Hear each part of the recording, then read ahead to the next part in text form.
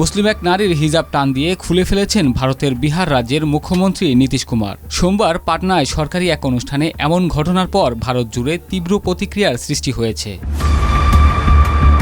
এরই মধ্যে এ ঘটনার একটি ভিডিও সামাজিক যোগাযোগ মাধ্যমে ছড়িয়ে পড়েছে। ভিডিওতে দেখা যায় ৭৪ বছর বয়সী জেডিইউ প্রধান নীতিশ কুমার সরকারি একটি অনুষ্ঠানে এক নারী চিকিৎসকের হাতে নিয়োগপত্র তুলে দিচ্ছিলেন। সে সময় তিনি ওই নারী চিকিৎসকের হিজাব টান দিয়ে খুলে ফেলেন। এ ঘটনার পর সেখানে উপস্থিত কয়েকজনকে হাসতে দেখা যায়। একই সঙ্গে বিহারের উপমুখ্যমন্ত্রী সম্রাট চৌধুরীকেও নীতিশকে থামানোর চেষ্টা করতে দেখা যায়। এদিকে মুখ্যমন্ত্রীর এমন কর্মকাণ্ডে তার মানসিক অবস্থা নিয়ে প্রকাশ্যে প্রশ্ন তুলেছে বিরোধী দলগুলো। এ ঘটনাকে জঘন্য হিসেবে অভিহিত করে নীতিশ কুমারের পদত্যাগের দাবি করেছে কংগ্রেস।